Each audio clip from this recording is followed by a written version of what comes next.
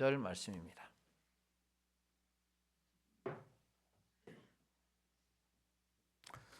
신약성경 사도행전 16장 35절에서 40절 말씀 봉독해 드립니다. 날이 새매 상관들이 부하를 보내어 이 사람들을 놓으라 하니 간수가 그 말대로 바울에게 말하되 상관들이 사람을 보내어 너희를 놓으라 하였으니 이제는 나가서 평안히 가라 하거늘 바울이 이르되 로마 사람인 우리를 죄도 정하지 아니하고 공중 앞에서 때리고 오게 가두었다가 이제는 가만히 내보내고자 하느냐? 아니라 그들이 친히 와서 우리를 데리고 나가야 하리라 한데 부하들이 이 말을 상관들에게 보고하니 그들이 로마 사람이라 하는 말을 듣고 두려워하여 와서 권하여 데리고 나가 그 성에서 떠나기를 청하니 두 사람이 옥에서 나와 루디아의 집에 들어가서 형제들을 만나보고 위로하고 가니라. 아멘. 할렐루야. 찬양대 찬양으로 하나님께 영광 돌립니다.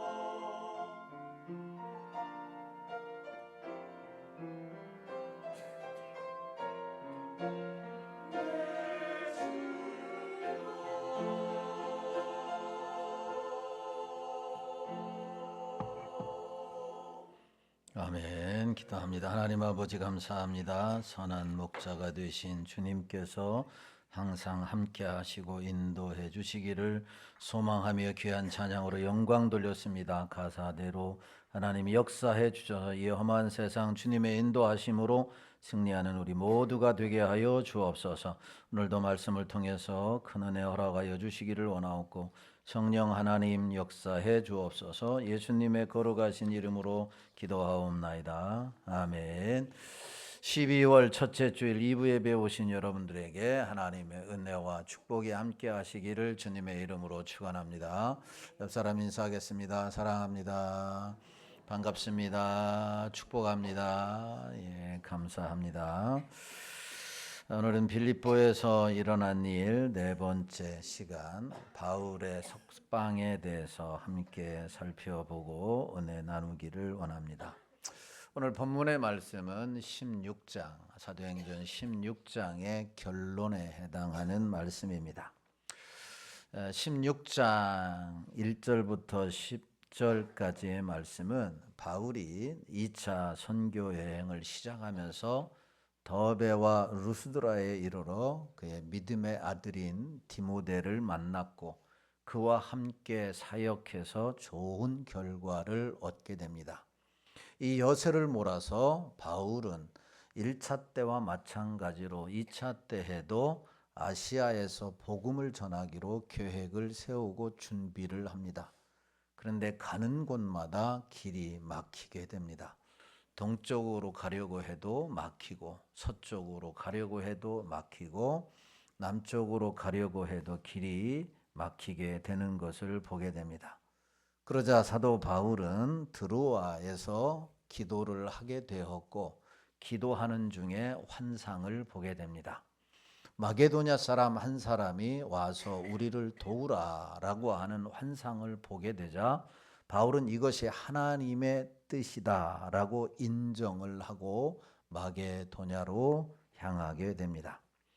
11절부터 오늘 본문의 말씀까지는 바울이 마게도냐의 첫 성인 이 빌립보에서의 사역을 하는 가운데 일어난 일에 대해서 말씀을 합니다. 지난주까지 세 번에 걸쳐서 빌립보에서 일어난 일에 대해서 함께 살펴보고 은혜를 나누었습니다. 먼저 11절에서 15절까지는 바로 루디아라고 하는 이 여인이 복음을 듣고 바울의 말을 듣고 예수를 영접하게 되었고 그 여인 때문에 온 가족이 또 구원받는 역사에 대해서 살펴보았습니다. 이 말씀을 통해서 우리가 은혜를 받으려면 하나님의 말씀에 순종해야 하고 또한 예배의 자리, 말씀 듣는 자리에 나와야 하고 말씀을 들을 때 그냥 허투루 듣지 않고 청종해야 은혜를 받을 수 있다라고 하는 말씀을 드렸습니다. 기억나시죠? 예, 감사합니다.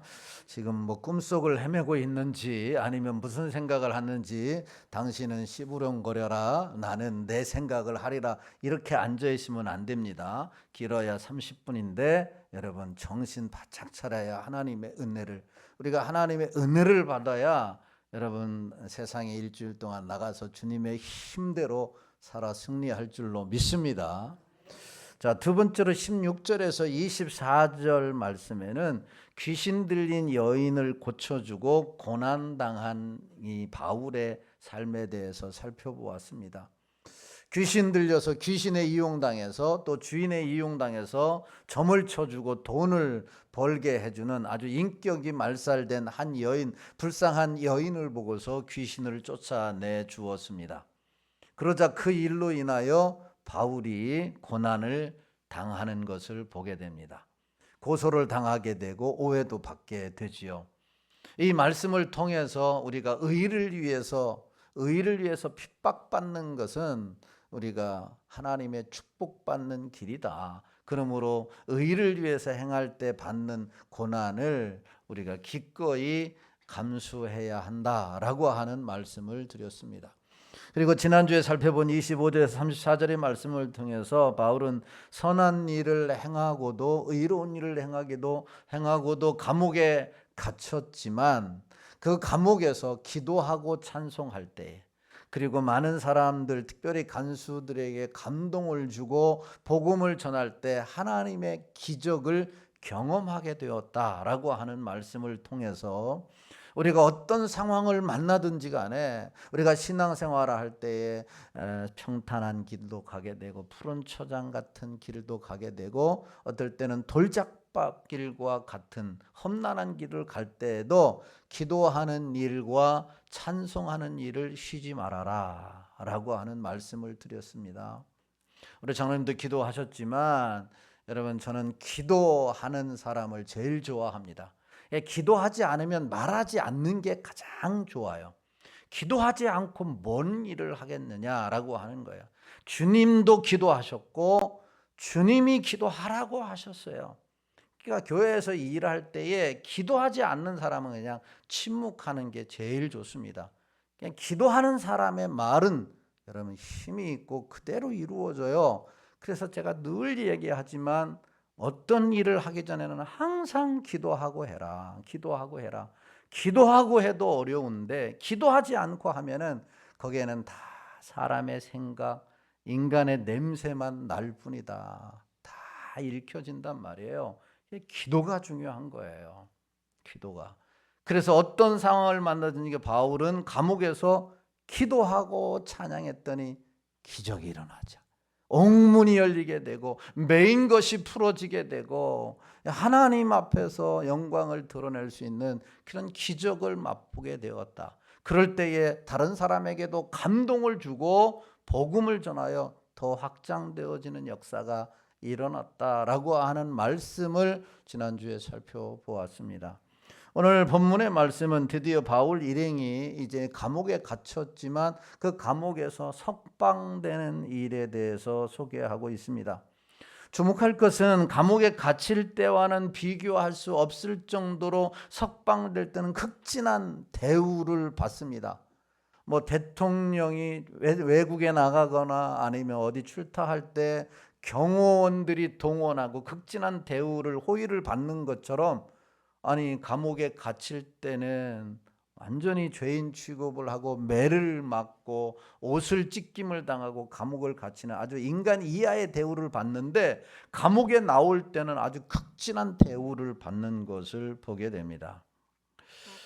바울의 석방되는 내용의 이 말씀, 그리고 이 말씀이 어떤 우리에게 도전을 주고 은혜를 주는지 몇 가지 살펴보고 은혜를 나누기를 원하는데, 첫 번째로 살펴볼 것은 상관들의 석방 명령과 바울의 거부에 대한 말씀입니다. 35절 36절은 이렇게 말씀을 합니다. 시작. 날이 새매 상관들이 부하를 보내어 이 사람들을 놓으라 하니 간수가 그 말대로 바울에게 말하되 상관들이 사람을 보내어 너희를 놓으라 하였으니 이제는 나가서 평안히 가라 하거늘. 아멘. 날이 밝으니까 바울과 실라에게 죄를 묻지도 않고 매질을 하고 옥에 가두었던 빌립보 상관들, 관리들, 집정관들이 부하들을 보내어서 두 사람을 놓아주도록 명령을 내렸습니다. 전날 그렇게 심하게 때려놓고 갑자기 왜 이렇게 내보냈을까요? 어떻게 하루 만에 이런 결정을 할 수 있었을까? 아마도 관리들은 매를 때린 것과 옥에 가두는 것이 자신들이 잘못한 것인 것을 깨달았을 것으로 보여집니다. 사실 누구라도 감옥에 가두려면 정당한 절차를 거치고 재판을 해서 죄가 명명백백 드러나게 되면 감옥에 가두어야 하는데, 유대인이니까 재판도 없이 마구 때리고 그대로 죄인, 중죄인들이 갇히는 감옥에 가두어 버린 것이지요. 나중에 생각해 보니까 자기들이 합법적인 절차를 거치지 않은 것을 알고 있었는데 마침 그 밤에 어떤 일이 났어요? 지진이 일어났고 옥문이 흔들리고 쇠사들이 다 풀려지고 놀라운 기적의 역사가 일어났다라고 하는 이 소식을 상관들이 듣게 된 것이죠. 이 소식을 듣고서 야, 이거 심상치 않다. 그래도 좀 찜찜했는데 이 심상치 않은 일들이 있으니 더 이상 이 사람들을 감옥에 가둬둘 이유가 없다 생각하고 석방시키려고 한 것입니다. 결국 상관들의 명령을 받은 간수는 어떻게 합니까? 바울과 실라에게 복음을 듣고 주님을 영접한 이 간수는 상관들이 보낸 부하들의 말을 듣고 기쁜 마음으로 바울을 찾아가서 이 사람들이 풀어주라고 하는 명령을 내렸으니 이제는 평안히 가세요. 이제는 평안히 가셨으면 좋겠습니다. 이렇게 전달했습니다. 아마도 바울을 통해 은혜를 받은 간수는 너무나도 기쁜 마음으로 달려가 전했을 것이 분명합니다. 보통 사람 같으면 간수의 말을 듣고 너무나 기쁘고 즐거워서 그럼 내가 죄가 없는데 왜 이런 대우를 하느냐, 괘씸한 놈들 하면서 그 감옥 문을 나섰을지도 모르겠습니다. 그런데 이게 웬일입니까? 간수의 소식을 들은 바울은 석방 소식을 듣고 기뻐하지도 않았고 감옥을 나오지도 않았습니다. 그 대신 차분한 목소리로 간수를 통하여 윗사람들에게, 상관들에게 이의를 제기합니다. 그게 37절 말씀이죠. 같이 봅니다. 시작. 바울이 이르되 로마 사람인 우리를 죄도 정하지 아니하고 공중 앞에서 때리고 옥에 가두었다가 이제는 가만히 내보내고자 하느냐? 아니라 그들이 친히 와서 우리를 데리고 나가야 하리라 한대. 아멘. 이 말씀해 보니까 바울은 어디 시민권자라고 말씀합니까? 로마의 시민권자라고 말씀합니다. 그런데 여기 보면 로마 사람인 우리라고 이야기합니다. 이 말은 지금 바울과 실라가 복음을 전하다가 감옥에 갇힌 거 아닙니까? 바울뿐만 아니라 실라도 로마의 시민권자였음을 보여주고 있는 것이죠. 로마 제국 공화정 시대에 제정된 법에 의하면 로마 시민은 본인의 동의 하에서만 지방 법률에 따라 재판을 받았습니다. 그리고 그 결과에 승복하지 못할 경우 직접 로마 황제에게 상소할 수가 있었습니다. 나중에 바울이 3차 전도여행을 마치고 예루살렘에서 붙잡혔을 때 가이사로 끌려가서 총독 앞에서 뭐라고 이야기하냐, 내가 황제에게 상소한다 라고 바울이 말을 합니다. 그리고 로마로 끌려가게 되는 것을 보게 됩니다. 그러므로 로마 제국 내 각 행정구역의 총독이나 집정관들은 명백히 죄의 규명 없이, 다시 말해 재판의 과정을 거치지 않고 로마 시민에게 매질을 하거나 고문을 가하게 하면 큰 죄를 범하게 되는 것과 마찬가지였어요. 정식 재판을 통한 유죄 선고도 없이 로마 시민을 때리거나 감옥에 가두는 것은 로마의 법을 위배하는 심각한 범죄 행위였다라고 하는 것이죠. 그런데 바울과 실라는 혈통으로는 분명히 유대인이지만 법적으로는 로마의 보호를 받는 로마 시민권자였다라고 하는 겁니다. 당시의 로마의 시민권이라고 하는 것은 오늘날의 여러분 미국의 시민권과 비교할 수 없을 정도로 막대한 권한과 보호를 받을 수 있는 사람이었어요. 외국에 나가시면 알겠지만 한국의 위상이 크면 클수록 외국에서 대접을 받지 않습니까?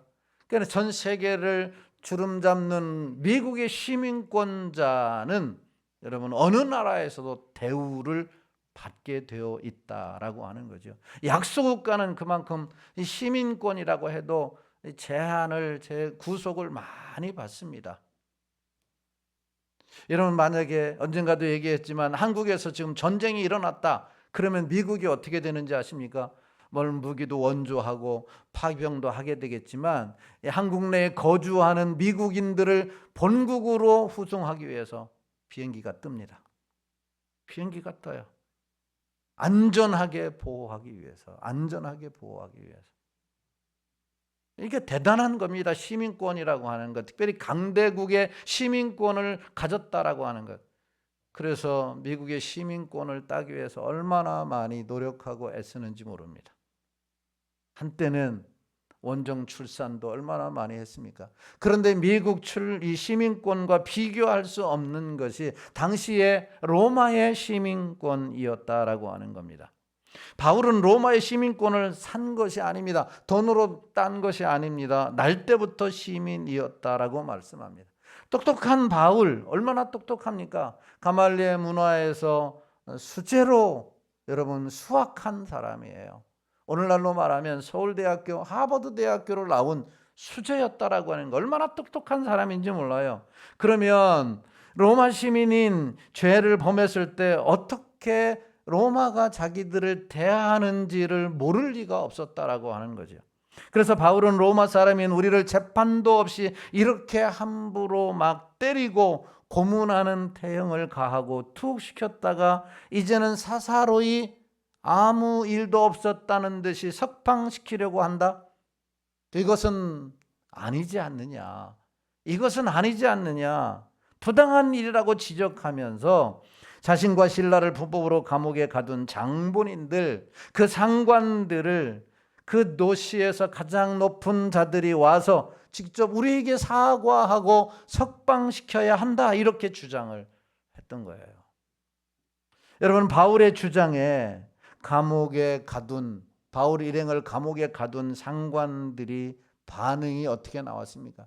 두 번째로 우리가 살펴볼 내용인데, 이 바울의 주장을 들은 상관들은 그 말을 듣고서 두려워 떨었다, 이렇게 말합니다.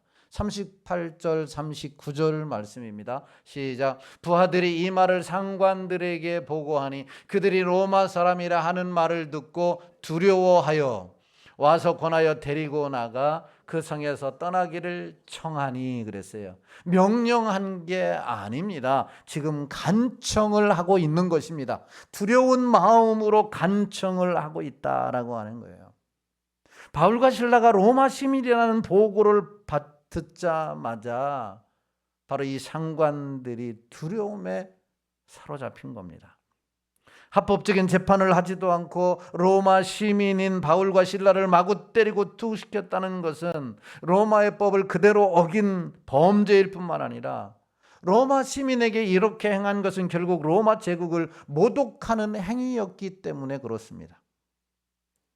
상관들의 죄는 보통 범죄가 아닌 것이죠. 그래서 두려워하지 않을 수가 없었던 겁니다. 자신들의 지위, 자신들의 위치, 자신들의 밥그릇이 이번엔 날아갈 것 같은 위기감을 가졌기 때문에 두려워하지 않을 수가 없다라고 하는 거예요. 그래서 이 부하들의 말을 듣고서 정중으로 한 걸음에 달려가서 제발 좀 감옥에서 나와서 이 도시를 떠나 주십시오, 이렇게 요청을 했던 겁니다. 여러분, 여기서 우리가 생각해야 할 것이 있습니다. 바울은 왜 감옥에 갇히기 전에 로마 시민권 가진 사람이라고 말하지 않았느냐라고 하는 거예요. 로마의 시민권이 이런 특혜와 이런 권력과 이런 힘이 있다는 것을 몰랐을 리가 없는 바울이 왜 감옥에 갇히기 전에 나는 로마의 시민권자다, 로마의 법으로 나를 다스려라, 이렇게 왜 말하지 않았느냐? 큰 권세를 잊어버린 바울이 아니었습니다. 왜 처음부터 말하지 않았을까? 그리고 감옥에서 고통당할 때도 불합리한 대우를 받고 있음에도 바울은 왜 이야기하지 않았다가 이제 감옥에서 석방되니까 그때서야 나는 로마의 시민권자라고 말을 했느냐라고 하는 거예요. 성경에 보면 두 가지 이유 때문이라고 하는 것을 알 수 있습니다. 첫 번째 이유는 바울이 하나님의 뜻을 알고 있었기 때문에 순순히 고난을 받았다, 순순히 순종했다라고 하는 거죠. 하나님의 계획, 하나님의 뜻을 알고 있었기 때문이다라고 하는 거예요.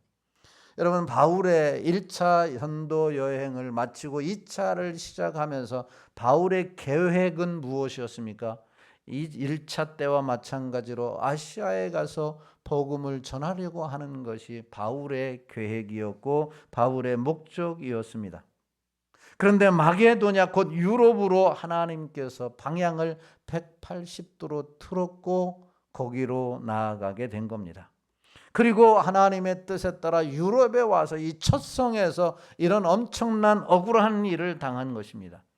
지금 당한 것은 모두 하나님의 뜻으로 알고 바울이 순종했다라고 하는 것입니다. 만약에 바울이 하나님의 계획을 알지 못했다고 한다면 이 마게도니아의 첫 성인 빌립보에서 복음을 전하는 것이 하나님의 뜻이 아니라고 하는 것을 몰랐다고 한다면 여러분 고난 당할 때 자신의 특권을 다 이용했을 것입니다. 고난 당하지 않았다라고 하는 말입니다. 그러나 하나님의 계획을 알고 있었기 때문에 고난도 바울은 순종하고 그대로 받아들였다라고 하는 사실이죠. 여러분 우리 주님은 십자가의 그 모진 고통을 다 담당하시고 십자가에서 마침내 죽으셨습니다. 왜 예수님께서 극악무도한 자들이 달려야 할 십자가, 당시에 멸시의 대상이었던 십자가의 주님이 달리셨을까? 그 이유가 무엇일까? 예수님이 능력이 없으셨을까? 죄를 많이 지었는가? 그렇지 않습니다. 얼마든지 예수님은 십자가에서 내려오실 수도 있고 안 지실 수도 있었어요. 그런데 누가복음 22장에 예수님이 겟세마네 동산에서 기도할 때의 내용을 보면 아버지여 내 뜻대로 하지 마시고 누구의 뜻대로? 아버지의 뜻대로 하기를 원하나이다. 내 뜻이 십자가를 안 지는 것인데 주님의 아버지의 뜻은 십자가를 지는 것이라고 한다면 내가 십자가를 지겠나이다. 주님은 아버지의 뜻을 알았기 때문에 십자가를 달게 지고 갔다라고 하는 사실입니다. 하나님의 계획을 몰랐다고 한다면 그 고난의 현장에서 벗어났겠지요. 바울도 마찬가지고 주님도 마찬가지다. 중요한 것은 오늘 우리를 통해서 하나님은 하나님의 뜻을 이루기를 원하신다라고 하는 사실입니다. 우리를 통해서, 우리 교회를 통해서, 먼저 믿는 우리를 통해서 하나님의 뜻을 이루기를 원하신다. 할렐루야.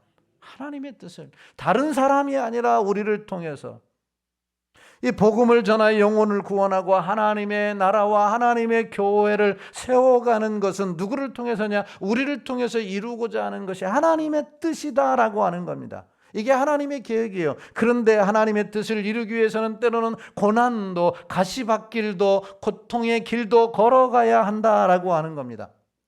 하나님의 뜻을 모르면 이 길을 안 가려고 하겠지요. 이 길을 벗어나려고 하겠지요. 왜 내가 굳이 이런 길을 가야 하느냐? 그러나 하나님의 뜻을 알면 이 길을 가게 되어 있다라고 하는 것입니다.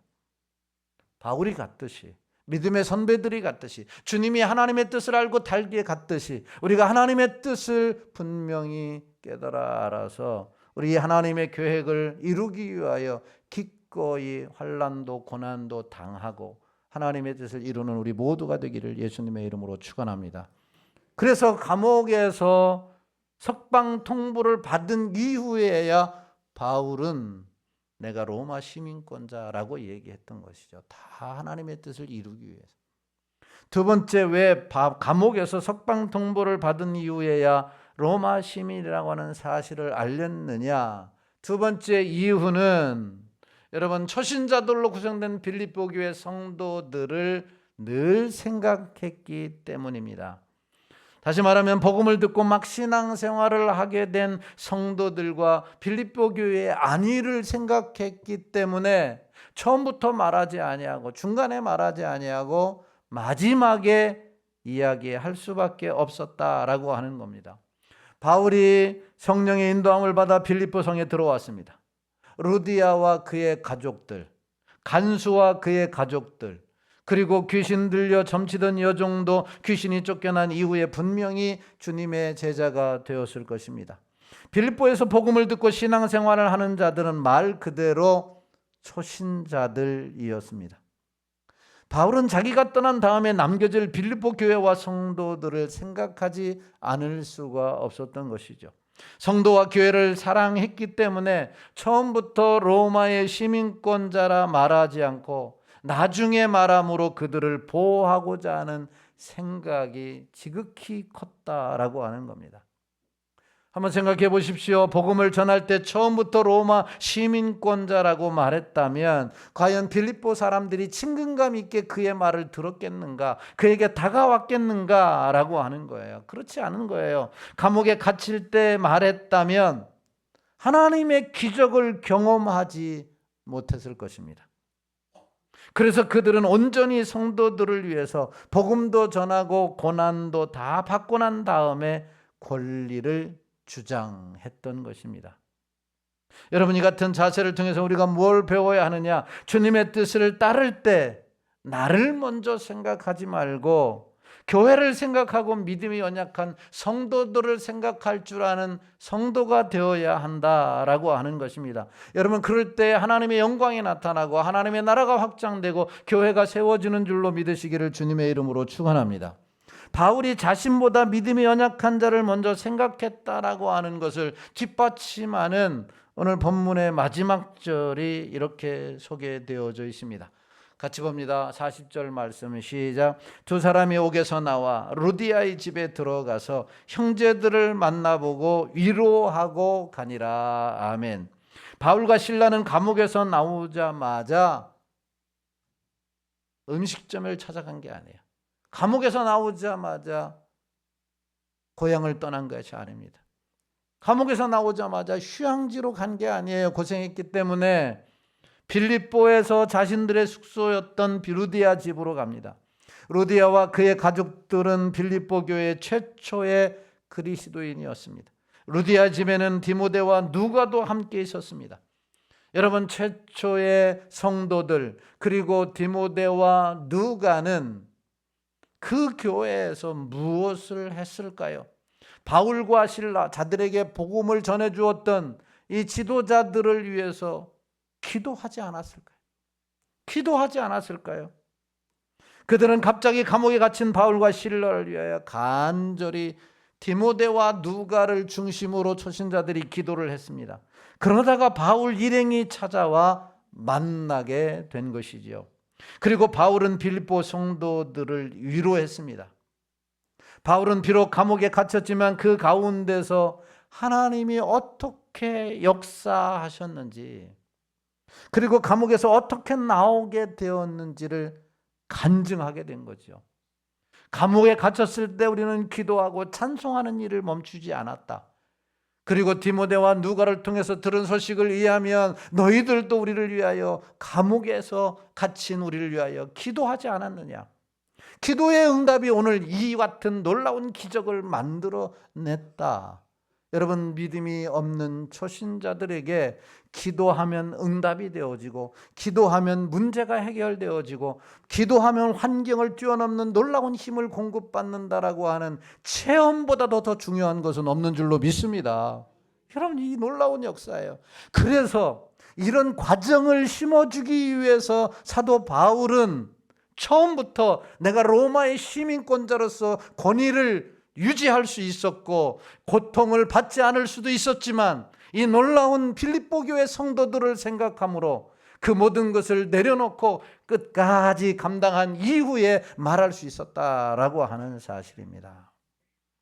이렇게 빌립보 성도들에게 큰 위로를 안겨주고, 그리고 하나님이 기도를 들으신다라고 하는 확신을 안겨준 다음에 그곳을 떠나 다음 목적지인 데살로니키로 갔다라고 하는 것입니다. 여러분, 무엇을 가르쳐 줍니까? 하나님의 나라가 확장되어지고 하나님의 교회가 세워지는 것은 그냥 세워지지 않습니다. 주님이 우리를 위해 십자가에 못 박혀 죽으셨듯이, 고통을 당하셨듯이, 사도 바울이 숱한 고난과 여러분 핍박 가운데서 하나님의 사명을 이루었듯이 우리가 이 하나님의 일을 이루는 데 이 고난도 능히 잘 감당할 때에 하나님의 나라, 하나님의 교회가 세워진다라고 하는 거죠. 건강한 가정을 세우는 거 한번 생각해 보세요. 여러분, 건강한 회사를 세우는데 한번 생각해 보세요. 희생 없이 어떻게 세워집니까? 부모의 희생 없이 가정이 어떻게 세워지고, 여러분 직원들의 희생 없이 어떻게 회사가 세워집니까? 하나님의 나라, 하나님의 교회는 어떻게 희생 없이 세워집니까? 남이 희생하기만 바란다고 해서 되어지지 않는다라고 하는 거죠. 바울이 희생, 주님의 희생이 있었기 때문에 하나님의 이 놀라운 역사가 일어난 줄로 믿습니다. 뿐만 아니라 여러분, 교회를 생각하고 주님을 생각하고 성도들을 생각할 때 놀라운 역사가 일어났다라고 하는 거예요. 이 말은 나는 없고 교회가 있다라는 거죠. 내가 주장하는 자세가 아니라 성도들을 생각하고 교회를 생각하는 성도들이 많아질 때에 교회가 세워진다라고 하는 사실입니다. 기억해야 합니다. 주님은 왜 우리를 부르셨을까요? 왜 우리를 먼저 믿게 하셨을까요? 왜 우리에게 은혜를 주시고 우리에게 사명을 주시고 우리에게 기대하시는 것이 무엇일까? 서로 돌아보아 사랑과 선행을 격려하며 살기를 원하는 것이 아니겠습니까? 서로 돌아보아, 나를 생각하는 게 아니라 서로 돌아보아 사랑과 선행을 격려할 때에 하나님의 나라, 하나님의 교회가 세워진다라고 하는 겁니다. 그러므로 이 한 주간도 먼저 우리를 믿어 하나님의 은혜를 알게 하신 것을 감사하며 흔들리거나 믿음이 연약한 자들을 보면 위로하고 격려하고 용기를 북돋아주는 사도 바울과 같은 사역을 통해서 빌립보 교회를 세웠던 것처럼 상일교회를 세워가는 우리 모든 성도들이 다 되시기를 예수님의 이름으로 축원합니다. 나 주님의 기쁨 되기 원하네. 이 찬송 부르시고 오늘 말씀을 생각하시면서 2, 3분 동안 기도하도록 하겠습니다.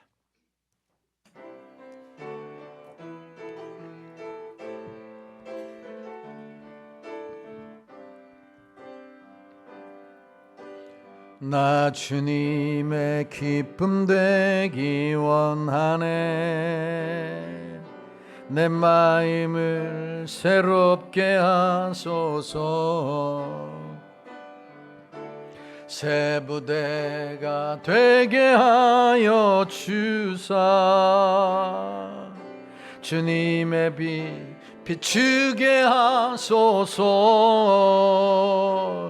내가 원하는 한 가지 주님의 기쁨이 되는 것. 내가 원하는 한 가지 주님의 기쁨이 되는 것. 내가 원하는 한 가지 주님의 기쁨이 되는 것. 내가 원하는 한 가지 주님의 기쁨이 되는 것. 주님의 기쁨을 위해서 바울이 고난도 감수하고 교회를 생각하고 성도를 생각하고 자기의 특권을 다 내려놓았던 것처럼 하나님이 이 한 주간도 주님의 기쁨 되는 삶을 살기를 원합니다. 하나님이여, 주님의 뜻을 이루는데 오는 고난이라면 하나님 내팽개치는 것이 아니라 달게 받고 하나님 갈 수 있는 힘을 허락하여 주옵소서. 나보다도 교회를, 나보다도 연약한 자들을 생각할 줄 아는 성숙한 그리스도인들이 되어서 나를 통하여 하나님의 교회, 하나님의 뜻이 이루어지게 하여 주옵소서. 주님 이름 한번 부르고 통성으로 기도합니다. 주여, 할렐루야. 하나님 아버지, 은혜와 사랑을 감사합니다. 오늘도 거룩한 날 주시고 이 예배 주의 말씀 듣고 기도할 수 있도록 은혜 주신 하나님 감사합니다. 말씀을 잘 삶에 적용하여 100배의 열매가 나타날 수 있도록 성령님 역사하여 주옵소서. 일찍이 바울을 통해서 하나님의 위대한 복음을 전케 하여 주시고 그 복음을 전하는 과정이 순탄한 대로만 있는 것이 아니라 핍박과 고난과 죽음의 위협 가운데서도 쉬지 아니하고 하나님의 뜻을 알았기에 그 길을 달려가서 오늘날 우리가 예수 그리스도를 믿어 하나님의 자녀가 된 줄로 믿습니다. 우리에게 주어진 이 사명을 외면하지 말게 하시고 벗어던지지 말게 하시고 주님의 나라 주님의 뜻 하나님의 교회를 위해서라면 달게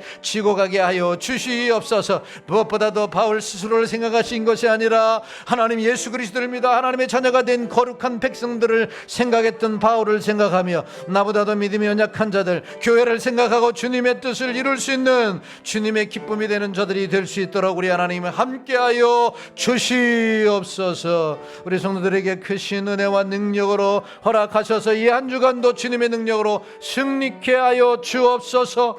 감사하옵고 걸어가신 예수님의 이름으로 기도하옵나이다. 아멘. 우리 주 예수 그리스도의 은혜와 하나님의 크신 사랑하심과 성령님의 이루게 동내주인도 역사 충만하심의 은혜가 주님의 뜻을 이루기에 때로는 고난 받을지라도 기꺼이 받을 수 있도록 힘을 공급받기를 소원하며 나보다도 교회와 성도를 생각하여 하나님의 뜻을 이루기를 작정하고 돌아가는 성도들 머리 위에와 저들의 가정, 직장, 사업, 자녀들 위에 이 나라 이민족과 몸된 상일 교회 위에 이제로부터 영원토록 함께 있을지어다. 아멘.